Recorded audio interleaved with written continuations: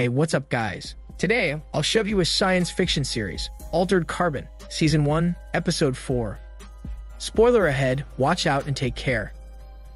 As the last interstellar warrior remaining in the world, Takeshii becomes Lauren's private detective, who is a meth in the United Nations Interstellar Protectorate.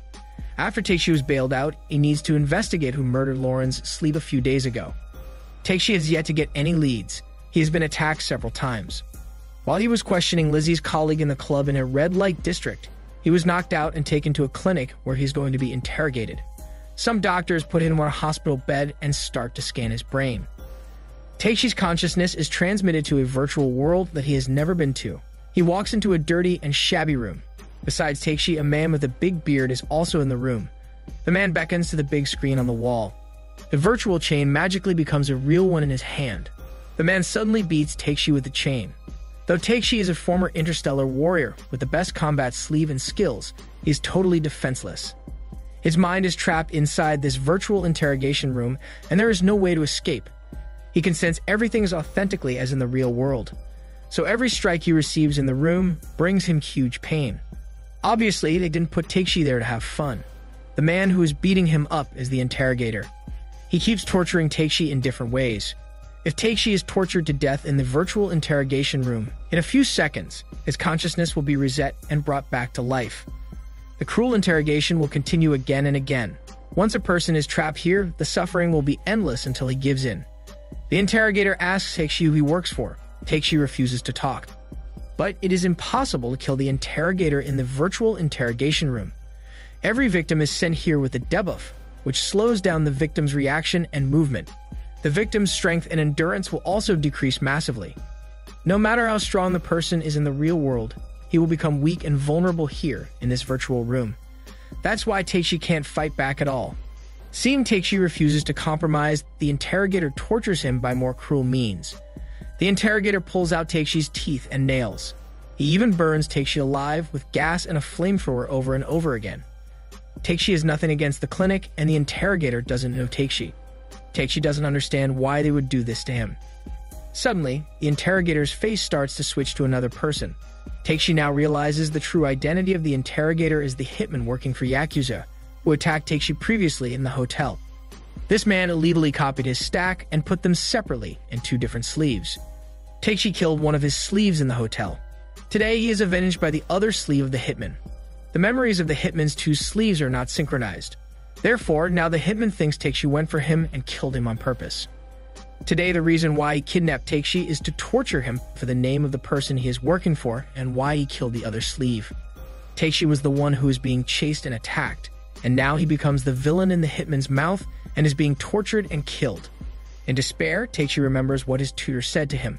When he just joined the Interstellar Warriors, his tutor told him that it was extremely difficult to get away from the virtual interrogation room. The victim will be tortured in the most brutal and cruel way. The pain they endure is limitless and endless, and the interrogator has no mercy at all. Usually, a weak-minded person would confess very soon.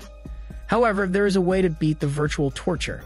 The virtual interrogation room is built on a seemingly perfect program, but actually there are bugs in it. The purpose of the virtual torture is to make the victim suffer from despair and lose all the fight and faith. As long as the victim can wait and endure, never losing hope, he will find a way to escape eventually. After all, the virtual interrogation room is just a computer program. People will only break down and not really be killed in there. The only way to beat it is strong will. The person needs to be patient to find the weakness of the program and the interrogator. Miracles will happen, and he will find a way out. It is easier to say than to do. Not many people can get out of the virtual interrogation room. Takeshii still refuses to say a word. Suddenly, the flamethrower in the hitman's hand dies. It turns out that this clinic is a profit-making organization that provides equipment and space to torture people. The customer needs to bring the victim here and pay for the service. The clinic will send the two people into a virtual interrogation room to let them have fun. The hitman is the interrogator who paid for the service, and Takeshii is his victim. This clinic charges at an hourly rate. The customer needs to pay a deposit, and there is a time limit to every single use of the virtual interrogation room.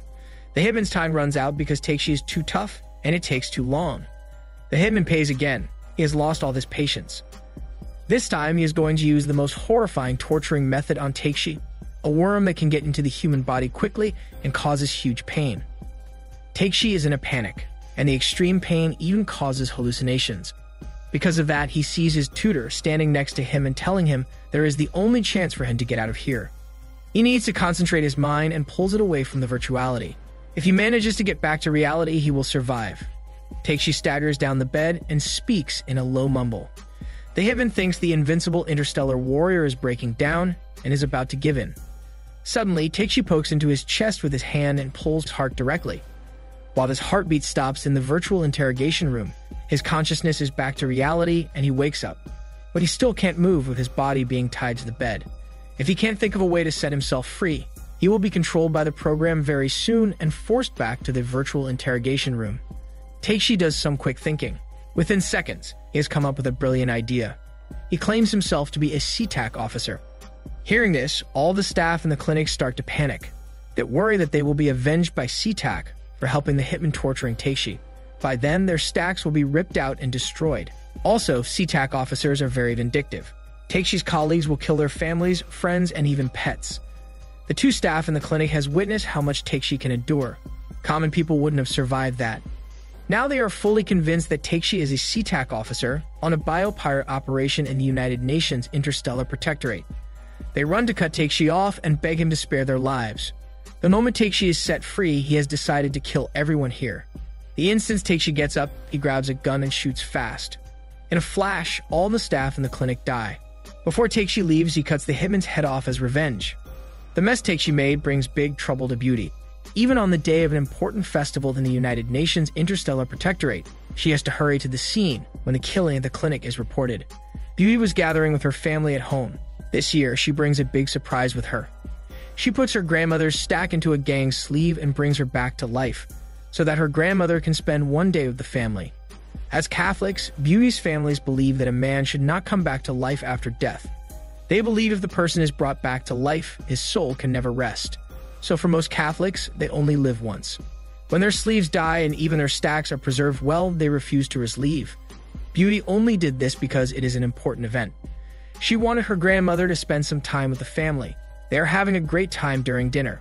Everyone is laughing, talking, and enjoying the food. During the dinner, Beauty receives a call from the police station asking Beauty to go to the clinic to investigate the killing that just happened. All the people there died a terrible death.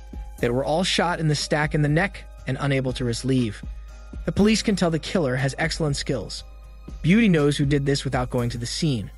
In the recent week, all murders that happen in Bay City are related to Takeshi. Whatever happens, she just needs to question him. Interrupted during her family gathering, Beauty is pissed off. She rushes to the Raven Hotel and asks Takeshi why he killed so many people at the clinic. Takeshi mentions the name Riker, which shocks Beauty. Before, when Takeshi was tortured in the virtual interrogation room, the hitman thought Takeshi was Riker. That's why the hitman hated him so much. It appears that Takeshi's sleeve belongs to this Riker who was a policeman. Since Beauty is a detective, she must know who Riker is. However, when Takeshi asks Beauty about Riker, she seems to try to evade answering him and says she doesn't know Riker. Takeshi can tell she is lying. To make Beauty tell the truth, Takeshi cuts himself with a knife. Beauty can't bear to watch it and stops Takeshi from hurting his body. Beauty agrees to tell Takeshi everything between her and Riker. This is Angry Mustache Movie Channel. Stay safe and enjoy your fun for today.